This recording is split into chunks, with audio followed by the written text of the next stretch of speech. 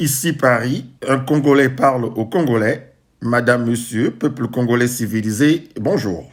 L'homme congolais dans sa globalité, les politicards de la mouvance sassuiste, les acteurs de l'opposition, la société civile, le cultivateur du poule, l'éleveur de Mfouati, le pêcheur en eau trouble de l'Alima, femmes, jeunes et vieux, tous et toutes sont responsables de la situation chaotique qui prévaut en République du Congo depuis temps non prescrit. Du moins, depuis que l'officier de réserve Sassou s'est perché au sommet de l'État.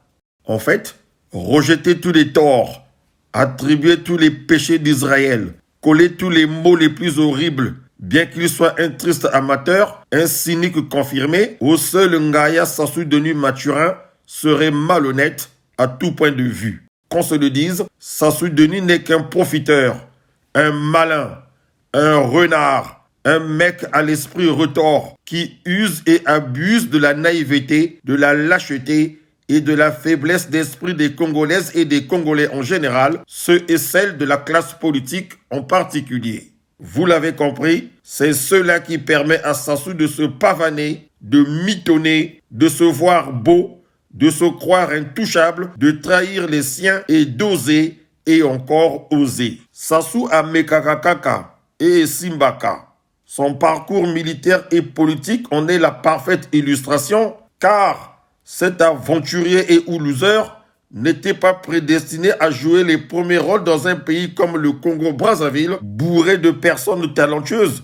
Mieux, comptant au nombre de ses fils et filles, une batterie d'intellectuels confirmés et adoubés à l'étranger le plus souvent. L'Excellence avait droit de citer dans la capitale de la France libre. Les intellectuels, les cracks étaient les gens à Pantin-la-Belle, à Dole City, à Mavoula Oumfoua. Malheureusement, la traîtrise faite chère, la bêtise, la cupidité, l'ignominie, j'en passe, ont pris le dessus sur l'essentiel, l'exquis, c'est-à-dire sur les valeurs qui font une société, les préceptes qui élèvent un pays et qui honorent un peuple, toute une nation.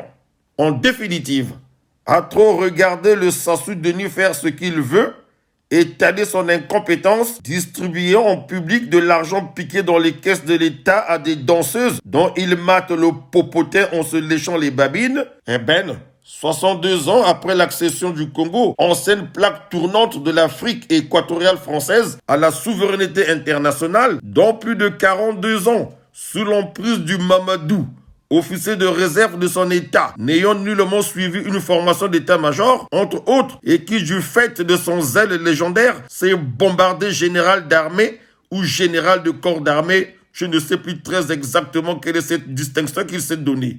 Une confidence. Le type rêvait d'être supérieur à Joachim Yombi Opango, dont il enviait le mode de vie. Que voulez-vous que je dise encore? Oui, à trop le laisser faire tout et n'importe quoi, Sassou aura réussi la prouesse de cabosser la République du Congo, un pays merveilleux, aux richesses incommensurables. Que voulez-vous que nous fassions à présent? Peuple congolais civilisé, c'est à vous de prendre vos responsabilités. À très bientôt. Si le peuple me fait confiance, ils auront un président qui redressera ce pays.